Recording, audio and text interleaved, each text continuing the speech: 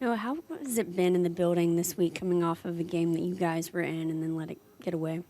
Um, we just been locked in, honestly. I mean, I feel like we had great preparation going into Florida State week, but of course, things didn't go the way we planned. We just been locked in. It's just been a lot of attention to detail, focus, and just we just really cleaning up the mental errors, little things we're not letting slide. We still have a real good football team. Everything that we want is still in front of us.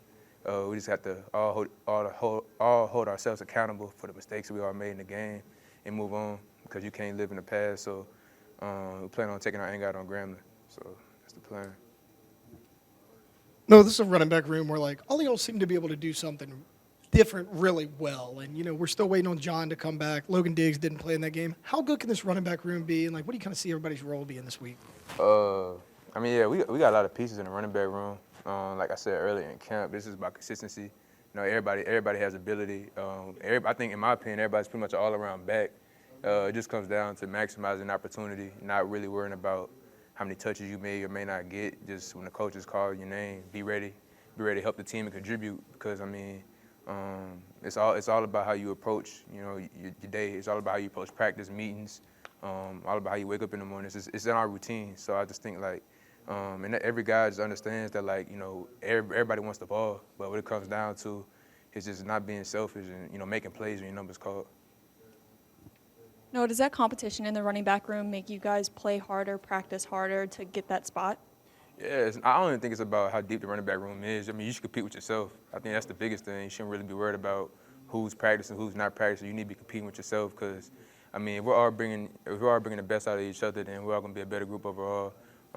It's human nature to think about how many carries you're gonna get or how many touches you may get, but if that's your main focus going into game day or going into practice, then you're gonna be making mistakes. You're gonna miss your detailed assignments. So it's really just about locking in on your approach and having the right mindset going into practice of how can I make the team better.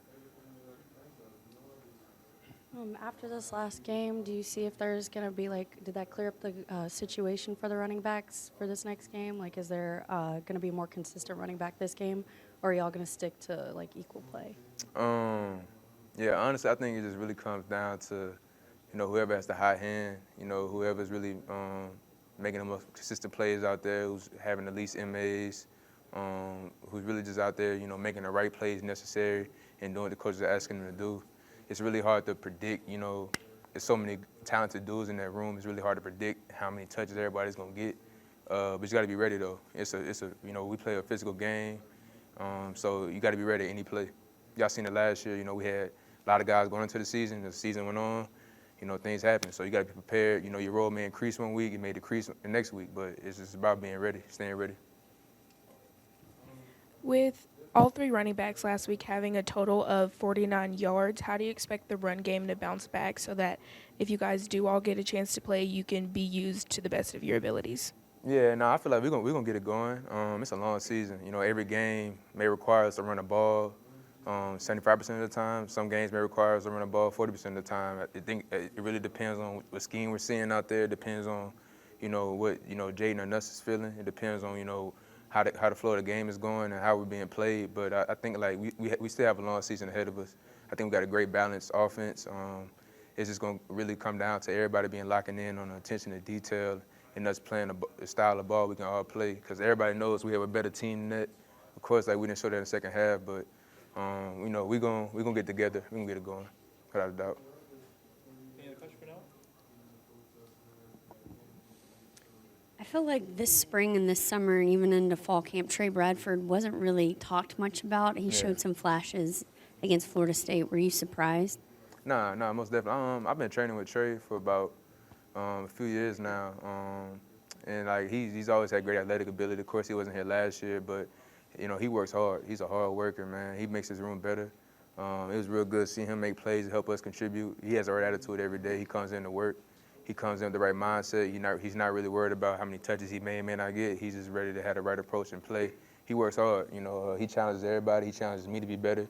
He challenges the whole room to be better. So it didn't surprise me at all to see him, make plays and contribute the way he did. And we expecting big things from him as well.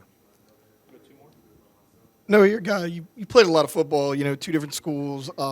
This offensive line coming into the year had a lot of hype around it. How does this O-line compare to some of the other ones you've been able to run behind? Nah, this O-line is great, man. We got guys up there that can move piles. Like I said, it just sometimes the game plan requires us to pass it more. You know, if we get behind, we gotta spread it out. But I think, you know, in these next few weeks, you guys are gonna see us, you know, be able to play like, you know, downhill football and be able to utilize our O-line and tight ends to get downhill, make plays in the run game. Like y'all know how it is. Sometimes it just every game is not gonna be a heavy run game. You know, the way football is going, sometimes it requires you spread the defense out, you know, and just make guys play in space. But we're gonna get the run game going these next few weeks.